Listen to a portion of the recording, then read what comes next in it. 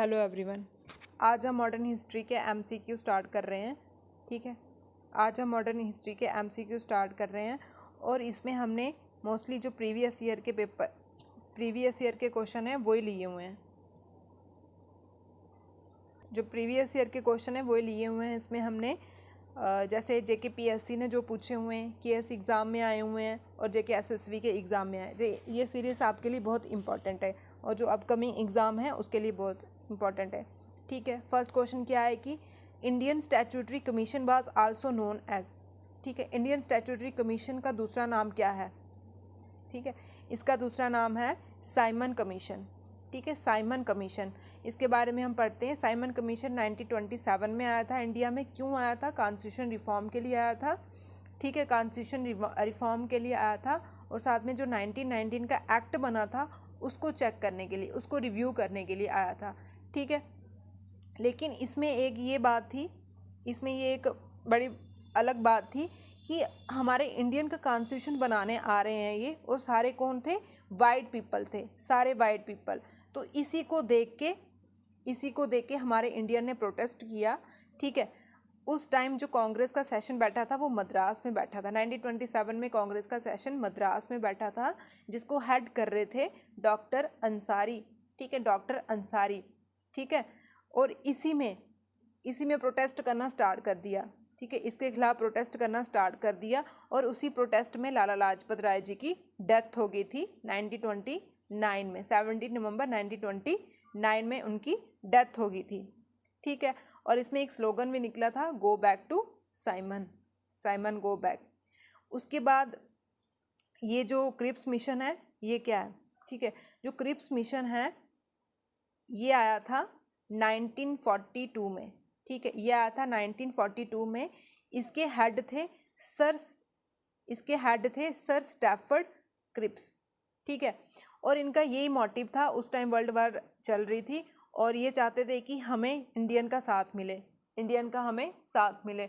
तो इन्होंने ये डिमांड रखी कि जब वर्ल्ड वार ख़त्म हो जाएगी हम आपको कंप्लीट डोमिनेंट स्टेटस देंगे।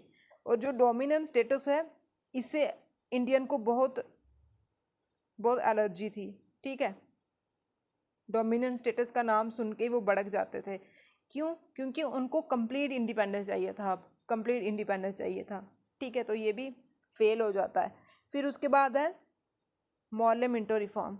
ठीक है, मॉले मिंटो रिफॉर्म, ये एक्ट है 909 का। ठीक है, ये एक्ट है 909 का। इसमें फर्स्ट टाइम, ठीक है, first time separate electorate for Muslim. ठीक है, मुसलमानों को सेपरेट इलेक्टोरेट। इसका क्या मतलब है? सेपरेट इलेक्टोरेट का मतलब जो मुस्लिम होंगे वो मुस्लिम को ही वोट देंगे। ठीक है, जैसे कोई लीडर चुना है वो मुस्लिम है, ठीक है, और मुस्लिम उसी को वोट देंगे। सेपरेट इलेक्टोरेट मतलब डिवाइड कर रहे थे ये अंग्रेज, क्या कर रहे थे? डिवाइड कर रहे थे हिंदू मुस्लिम को।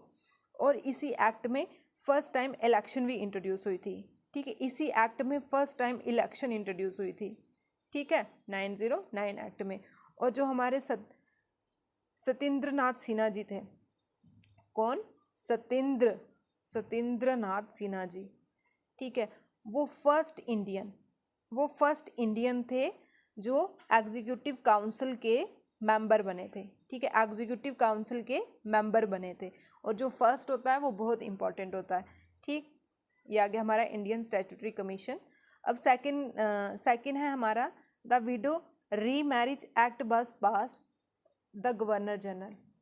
ठीक है, जब विडो री मैरिज एक्ट पास हुआ था उस टाइम कौन से गवर्नर जनरल थे? विडो री मैरिज एक्ट मतलब कि विधवाओं की फिर से शादी करवाना। तो ये किसने पास किया था? लॉर्ड डलहाउस ने। ठीक है, लॉर्ड डलहाउस ने। ठीक है, किसने पास किया था? लॉर्ड डलहाउस ने। अब इसके बारे में देखते हैं हम। इनका टाइम पीरियड चला है 1848 से लेके 56 तक। ठीक है, 1848। और इन्होंने रेलवे, ठीक है, जो रेलवे है, टेलीग्राफ, पोस्टल सिस्टम, इन्होंने ही इस्टेब्लिश किया हुआ है। ठीक, और एक संथल अपराइजिंग होती है, संथल अपराइजिंग झारखंड में होती है। ये बहुत बार क्वेश्चन आया हुआ है, केएस में भी आया, यूपीएससी एग्जाम में भी आया हुआ है। झारखंड में होती है और उस टाइम गवर्नर जनरल कौन थे? लॉर्ड डलहाउस। ठीक है, अब जो सेकंड है लॉर्ड कैनिंग, इसके बारे में हम देख लेते हैं। 1856 से लेके 1862। ठीक है, अब जो हमारा revolt of 1857, first world war of independence. ठीक है, उस टाइम कौन था गवर्नर जनरल? Lord Canning. ठीक है, लॉर्ड कैनिंग। और जो फर्स्ट वायसराय, ठीक है, फर्स्ट वायसराय कौन था हमारे? फर्स्ट वायसराय थे हमारे लॉर्ड कैनिंग। ठीक है, और लास्ट गवर्नर जनरल, ठीक है, पहले कौन होता था? गवर्नर जनरल होते, और लास्ट गवर्नर जनरल कौन थे हमारे? लास्ट गवर्नर जनरल भी लॉर्ड कैनिंग थे। फिर जो एक्ट बनता है 1858 में कि उनका रूल हो जाता है, फिर उसके बाद वायसराय आ जाते हैं। First viceroy Lord Canning, last governor general Lord Canning. 1857 का जब रिवॉल्ट होता है तब भी कौन थे? Lord Canning. ठीक, उसके बाद आते हैं लॉर्ड रिपन। ठीक है, लॉर्ड रिपन, इनका टाइम पीरियड चला 1880 से 1884, 4 साल तक। ठीक है, इनको हम father of local self government. ठीक है, father of local self government, father of क्या बोलते हैं? लोकल सेल्फ गवर्नमेंट, जैसे पंचायत वगैरह होती है ना, उसके फादर। इन्होंने इंट्रोड्यूस किया था डिसेंट्रलाइजेशन सिस्टम वगैरह। ठीक है, फादर ऑफ लोकल। और फर्स्ट टाइम जो फैक्ट्री एक्ट था वो भी इन्होंने ही इंट्रोड्यूस किया था। ठीक है, इन्होंने इंट्रोड्यूस किया था। उसके बाद आता है वैरन हेस्टिंग। ठीक, वैरन हेस्टिंग का टाइम पीरियड है 1772 से लेके 85 तक। ठीक है, और ये first governor general of Bengal, पहले गवर्नर जनरल ऑफ बंगाल, फिर गवर्नर जनरल ऑफ इंडिया बनता है ना, फिर उसके बाद गवर्नर जनरल, फिर उसके बाद वायसराय बनता है। तो first governor general of Bengal कौन थे? Lord Warren Hasting. First viceroy कौन थे? Lord Canning. Last governor general कौन थे? Lord Canning. और first governor general of Bengal के कौन थे? Lord Warren Hasting. ठीक है, और इसी के टाइम पे जो हमारा सुप्रीम कोर्ट है, ठीक है, इसी के टाइम पे सुप्रीम कोर्ट कलकत्ता में। ठीक है, फर्स्ट टाइम कहाँ सुप्रीम कोर्ट इस्टेब्लिश हुआ? कोलकाता में। ठीक है, इसी के टाइम में इस्टेब्लिश हुआ था।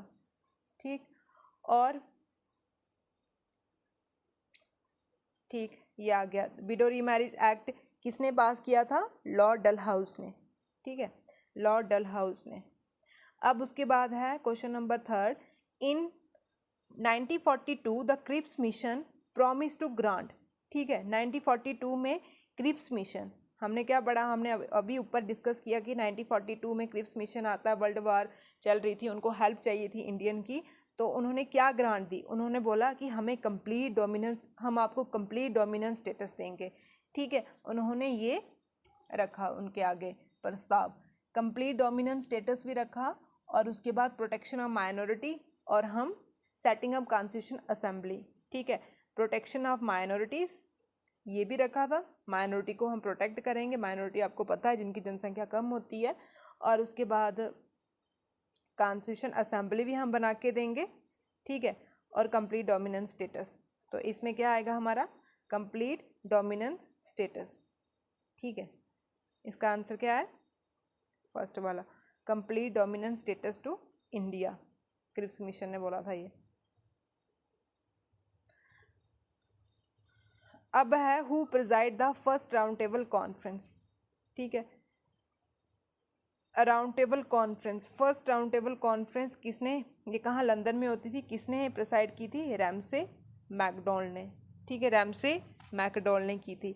अब ये लॉर्ड माउंटबेटन कौन थे? इन्होंने ही 1947 का पार्टीशन किया, और जो हमारे फर्स्ट गवर्नर थे वो यही बने थे। ठीक है, और उस टाइम में जो हमारे जो ब्रिटिश के प्रधानमंत्री थे वो थे एटली जी। ठीक है, एटली।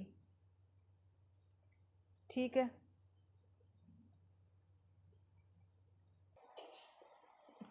अब क्वेश्चन है 5th, the Gandhi Irwin pact was rectified by Congress its Karachi session of 29 March 1931, who preside.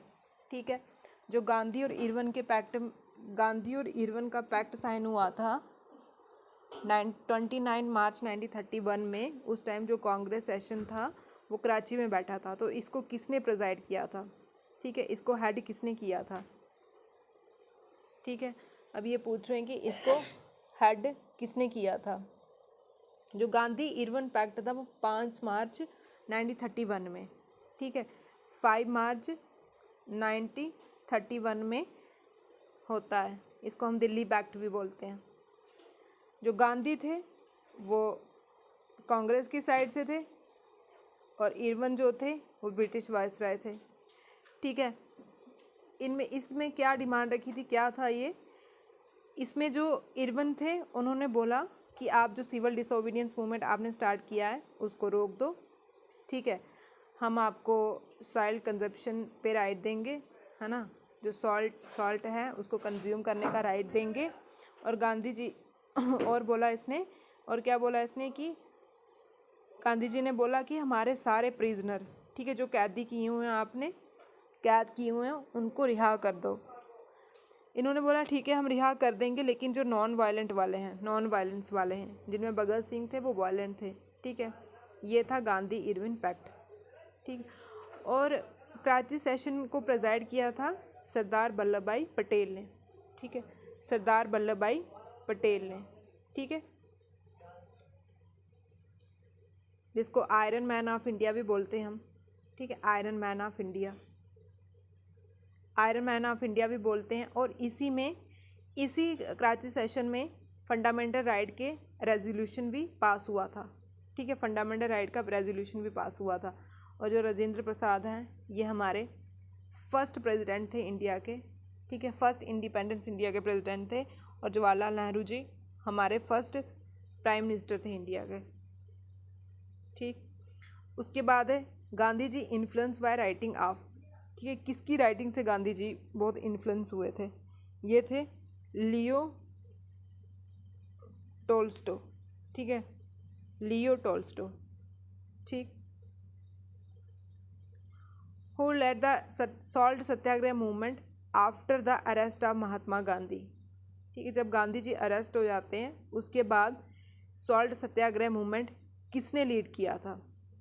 ठीक है, ये थे अब्बास त्याबजी। ठीक है, अब्बास त्याबजी। सॉल्ट सत्याग्रह मूवमेंट को ही हम क्या बोलते हैं? Civil disobedience movement. ठीक है, ये 12 मार्च 1930 में स्टार्ट हुआ था, जिसको हम दांडी मार्च भी बोलते हैं।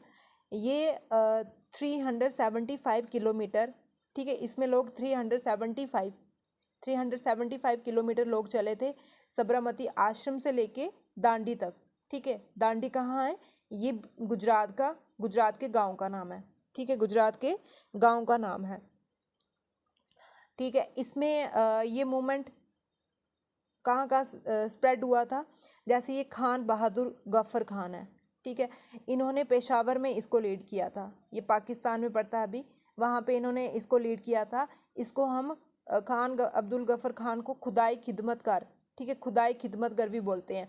ये बहुत बार पूछा हुआ है कि खुदाई खिदमतगर किसको बोलते हैं, रेड शर्ट किसको बोलते हैं? ये हम बोलते हैं खान अब्दुल गफर खान को। ठीक है, और उसके बाद जो सरोजनी नायडू जी थे, ठीक है, उन्होंने दर्शना से लीड किया था इसको। ठीक है, दर्शना से लीड किया था। इनके साथ इमाम साहिब मनिक लाल कौन थे? गांधी जी के बेटे ही थे। ठीक है, जो सरोजनी नायडू जी हैं ये फर्स्ट इंडियन प्रेसिडेंट हैं। ठीक है, फर्स्ट इंडियन वुमेन प्रेसिडेंट हैं आईएनसी की, इंडियन नेशनल कांग्रेस की। और फर्स्ट जो वुमेन प्रेसिडेंट है वो एनी बेसेंट। ठीक है, एनी बेसेंट, इनको कोकिला ऑफ इंडिया भी बोलते हैं हम। ठीक है, ये था सॉल्ट सत्याग्रह मूवमेंट। और गांधी जी के अरेस्ट होने के बाद अब्बास त्यागी, इन्होंने लीड किया था इसको। ठीक है, इन्होंने लीड किया था इसके बाद। ठीक, और चितौंग में सूर्य सेन जो एक टीचर थे, वहाँ चितौंग में उन्होंने लीड किया था। ये बांग्लादेश में पड़ता है। ठीक है, उसके बाद है leader belong to extremist wing of Congress. ठीक है, अब हमने पढ़ा हुआ था कि एक्सट्रीमिस्ट था एक और एक थे मॉडरेट। ठीक, मॉडरेट जो थे वो नरम दल के थे, एक्सट्रीमिस्ट जो थे वो गरम दल के थे। अब क्वेश्चन में ये पूछ रहे हैं कि कौन सा लीडर एक्सट्रीमिस्ट के साथ बिलोंग करता था। ठीक है, बिलोंग करता था, वो थे हमारे अरविंदो घोष। ठीक है, अरविंदो घोष। ठीक, जो दादा भाई नौरोजी थे और जी के गोखले जी थे, एस एन बनर्जी जी थे, ये कौन थे? मॉडरेट थे। ये चाहते थे कि हमें कॉन्स्टिट्यूशन रिफॉर्म मिल जाए। ठीक है, लिखित बड़ी जो डॉक्यूमेंट्स हैं, रूल्स हैं, उनमें रिफॉर्म मिल जाए। ठीक, और जो अरविंदो घोष, इसमें लाल बाल पाल है ना, लाल बाल पाल, लाला लाजपत राय और बाल गंगाधर तिलक। ठीक है, अरविंदो घोष। ठीक, इन्होंने, ये थे एक्सट्रीमिस्ट, ये बोलते थे कि हमें पूरी फ्रीडम मिलनी चाहिए, पूरी आज़ादी मिलनी चाहिए, और ये वायलेंस को अपनाते थे, वायलेंस को अपनाते थे। और जो दादा भाई नौरोजी जी हैं, ये first grand old man of India भी इनको बोलते हैं। ठीक है, grand old man of India, ऐसे पूछे कि grand old man of India कौन है, वो थे दादा भाई नौरोजी। और poverty and un British rule, ये बुक भी इन्होंने लिखी हुई है। ठीक है, poverty and un British rule. ठीक है, ये बुक भी इन्होंने लिखी हुई है, कौन सी? Poverty and un British rule. ठीक है, और जो जी के गोखले जी थे, वो कौन थे? वो पॉलिटिकल गुरु थे महात्मा गांधी जी के। ठीक है, पॉलिटिकल गुरु कौन थे महात्मा गांधी जी के? वो थे जी के गोखले जी। ठीक है, वो थे जी के गोखले जी। उसके बाद है who give the slogan do और डाई। ठीक है, किसने ये नारा लगाया था, करो या मरो? ये गांधी जी ने। ठीक है, ये किसने लगाया था? गांधी जी ने लगाया था, क्विट इंडिया मूवमेंट में। ठीक है, quit India movement, quit India movement Bharat छोड़ो आंदोलन था। ये 1942 में all India Congress committee Bombay में मिलती है, 8 अगस्त 1942। इस टाइम सिर्फ रेजोल्यूशन पास हुआ था, इस टाइम क्विट इंडिया का रेजोल्यूशन पास हुआ था, जिसके लीडर थे महात्मा गांधी जी। ठीक है, जिसके लीडर थे महात्मा गांधी जी। और उसके बाद जब बारदा, इसको हम बारदा प्रपोजल भी बोलते हैं, क्योंकि बारदा में ये लागू हो गया था। ठीक है, ये लागू हो गया था, और इसको हम लीडरलेस मूवमेंट भी बोलते हैं। क्यों? क्योंकि जिस दिन लागू किया था उसके दूसरे दिन सभी लीडर, जो बड़े बड़े लीडर थे, उनको अरेस्ट कर लिया था। ठीक है, क्विट इंडिया मूवमेंट को हम लीडरलेस मूवमेंट भी बोलते हैं। इसके दूसरे नाम है leaderless movement, leaderless movement, Barda proposal. ठीक है, बारदा प्रपोजल। और इसी में गांधी जी ने बोला था अंग्रेजों को, quit and live in India, India in God hand, मतलब कि यहाँ से निकल जाओ, यहाँ से चले जाओ, इंडिया को छोड़ दो भगवान के सहारे, भगवान के हाथ। तो तभी उन्होंने ये स्लोगन निकाला था, डू आर डाई। ठीक है, डू आर डाई। ठीक, और जो सुभाष चंद्र बोस जी हैं, ठीक है, ये सुभाष चंद्र बोस जी है, जब इन्होंने कांग्रेस की लीडरशिप को रिज़ाइन किया था, उसके बाद इंडिया फॉरवर्ड ब्लॉक, ठीक है, इंडिया फॉरवर्ड ब्लॉक स्टार्ट की थी। ठीक है, फॉरवर्ड ब्लॉक स्टार्ट की थी। फिर उसके बाद ये सिंगापुर चले जाते हैं, सिंगापुर जाके जापान में चले जाते हैं, फिर वहाँ पे आज़ाद हिंद फौज भी इस्टेब्लिश करते हैं। ठीक है, आज़ाद हिंद फौज भी इस्टेब्लिश करते हैं, और यहाँ पे एक स्लोगन भी निकालते हैं, तुम मुझे खून दो मैं तुम्हें आज़ादी दूंगा। ठीक है, उसके बाद 10th है द कम्युनल अवार्ड डिक्लेयर लेटू, मतलब communal award declare by the which covenant. ठीक है, कम्युनल अवार्ड, कम्युनल अवार्ड को कोविनेंट किसने किया था? गांधी अंबेडकर पैक्ट ने। ठीक है, गांधी अंबेडकर पैक्ट ने। अब ये कम्युनल अवार्ड क्या था? ठीक है, कम्युनल अवार्ड क्या था? ठीक है, ये जो वायसराय था ब्रिटिश का, MC डोनाल्ड, उसने अनाउंस किया था। ठीक है, उसने अनाउंस किया था कम्युनल अवार्ड 1932, और इसको हम पूना पैक्ट भी बोलते हैं, पूना में प्रपोजल हुआ था। इसमें क्या था? इसमें जो डिप्रेस क्लास थी, ठीक है, जो डिप्रेस मतलब माइनॉरिटी थी, जो माइनॉरिटी थी, डिप्रेस क्लास थी, जैसे Muslim, Sikh, Christian, Anglo Indian, women और बैकवर्ड क्लास। ठीक है, उनको इन्होंने क्या बोल दिया? ये मैकडोनल ने बोला कि ये लोग क्या है? माइनॉरिटी में है ना, माइनॉरिटी में ये। ठीक है, ये लोग क्या है? माइनॉरिटी में है, तो इनको भी हमने सेपरेट इलेक्टोरेट देना है। ठीक है, सेपरेट इलेक्टोरेट, जैसे 909 में मुस्लिम को दिया था ना, ऐसे सेपरेट इलेक्टोरेट कि इनके बंदे को चुन के यही अपने कम्युनिटी को वोट दे सकें। मतलब इनका मेन यही था कि डिवाइड करना और रूल करना। लेकिन गांधी जी ने इसके खिलाफ स्ट्रॉन्ग प्रोटेस्ट किया, ठीक है, स्ट्रॉन्ग प्रोटेस्ट किया। उन्होंने उस टाइम वो कहाँ थे, याबड़ा जेल, ठीक है, पूना में थे, और उन्होंने डिप्रेस क्लास को जो सेपरेट इलेक्टोरेट देना था उसके खिलाफ स्ट्रॉन्ग प्रोटेस्ट किया, ठीक है, फास्ट रखे, ठीक है, फास्ट रखे बहुत। फिर उसके बाद गांधी जी और अंबेडकर जी के बीच में पैक्ट साइन होता है। इसी के सिलसिले में गांधी जी और अंबेडकर जी के बीच में पैक्ट साइन होता है। कब होता है साइन ये? 25 सितंबर 1932 में, ठीक है, 25 सितंबर 1932 में गांधी जी बोलते हैं कि ये जो डिप्रेस क्लास है ये भी एक हिंदू का, ये भी एक इंडिया का इंटीग्रल पार्ट है, तो हम इसको सेपरेट इलेक्टोरेट अलग नहीं कर सकते हैं, हम इनको सीट देंगे, कुछ रिजर्व सीट देंगे, ठीक है। जो रिजर्वेशन स्टार्ट हुई है तो ये तब से स्टार्ट हुई है, ठीक है। हम इनको अपनी पॉलिटिकल पार्टीज में या फिर जो इलेक्शंस होगी उसमें हम कुछ रिजर्व सीट रखेंगे इनके लिए, ठीक है, रिजर्व सीट रखेंगे। तो तभी से क्या स्टार्ट हुई है, गांधी अंबेडकर पैक्ट के हिसाब से रिजर्वेशन स्टार्ट हुई है, ठीक। गांधी अर्बन पैक्ट हमने पढ़ लिया। और कांग्रेस मुस्लिम लीग, ठीक है, कांग्रेस मुस्लिम लीग, ये 1916 में, ठीक है, 1916 में लखनऊ पैक्ट होता है जिसमें कांग्रेस और मुस्लिम लीग एकजुट हो जाती है, फिर से एकजुट हो जाती है, ठीक है। जब हमने 905 पढ़ा था उसमें बंगाल का पार्टीशन होता है, उसमें हिंदुओं को अलग, मुस्लिम को अलग, ऐसे डिवाइड कर रहे थे, पार्टीशन कर रहे थे।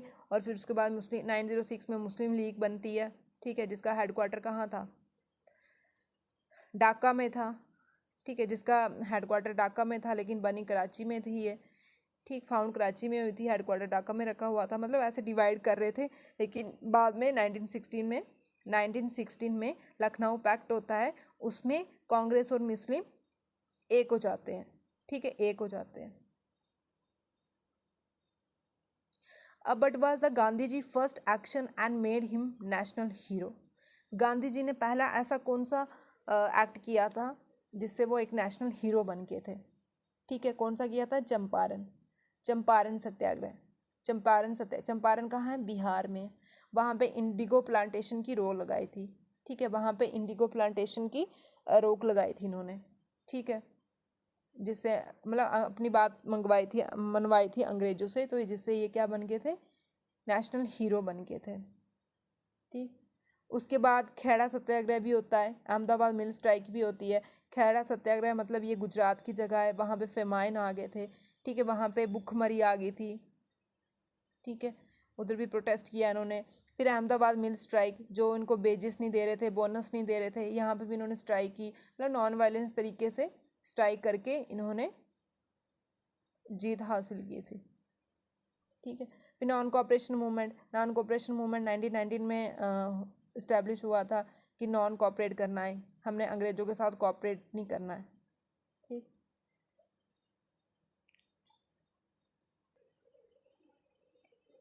The first Indian ruler who join the alliance was, ठीक है, सब्सिडरी अलायंस, ठीक है। कौन सा फर्स्ट इंडियन रूलर था जिसने सब्सिडरी अलायंस को ज्वाइन किया था? ठीक है, ये थे निज़ाम ऑफ हैदराबाद। सब्सिडरी अलायंस जो थी वो क्या थी? सब्सिडरी अलायंस लॉर्ड विल्से ने स्टार्ट की थी। लॉर्ड विल्से ने स्टार्ट मतलब अपनी आर्मी को मेंटेन करने के लिए वो इंडियन से पैसे लेते थे, ठीक है। वो बोलते थे कि हम आपको पूरी प्रोटेक्शन प्रोवाइड करेंगे, आप हमारी इंडियन आर्मी को ज्वाइन करें, हमारी इंडियन को मेंटेन करें, ठीक है। तो फर्स्ट टाइम किसने ज्वाइन की थी इसको? निज़ाम ऑफ हैदराबाद, ठीक है। फिर उसके बाद नवाब ऑफ अवध ने भी, बाजीराव सेकंड ने भी स्टार्ट कर दी थी, इस्टेब्लिश कर दी थी, ठीक है। उसके बाद है battle of match the following, battle of Buxar, battle of Plassey और बैटल ऑफ हल्दीघाटी, ये कब हुई थी?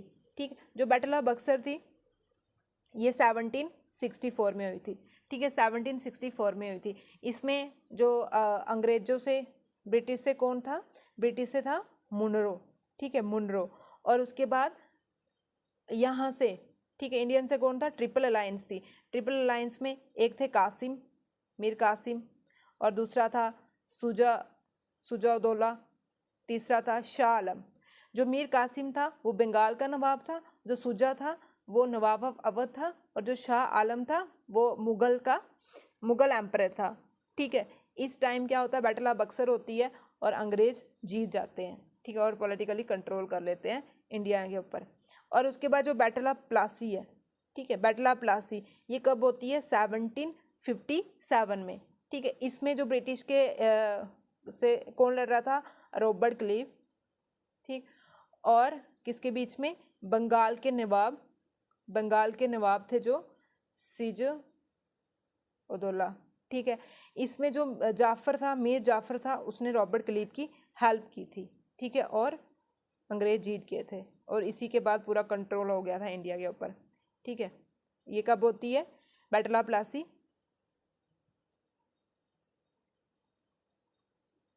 1757 में। और जो बैटल ऑफ हल्दी घाटी थी वो 1576 में होती है। ठीक है, ये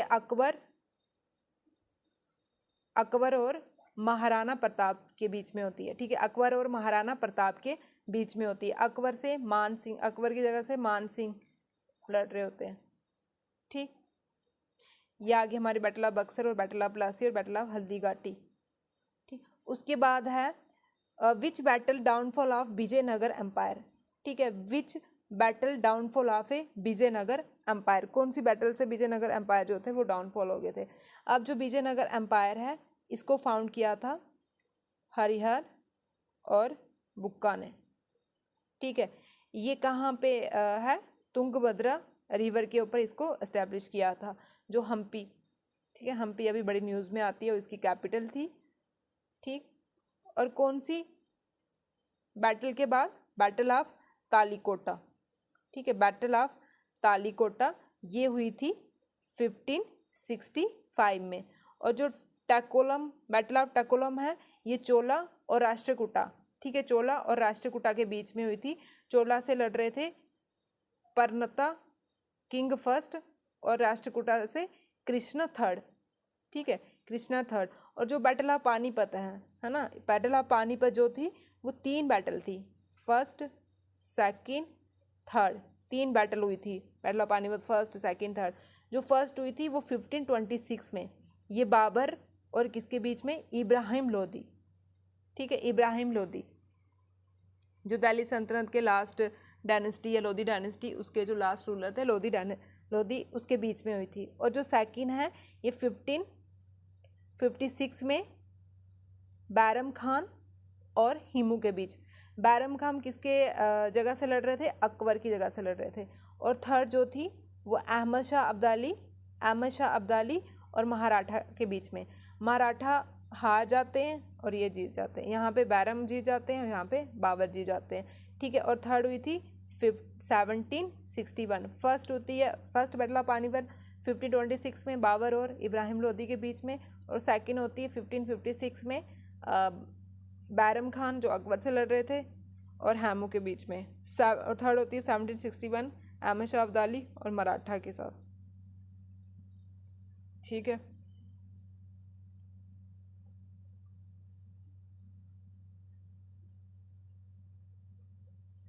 उसके बाद है who found the Indian national army. Indian national army को किसने फाउंड किया था, इसका आइडिया दिया था राज बिहारी बोस ने।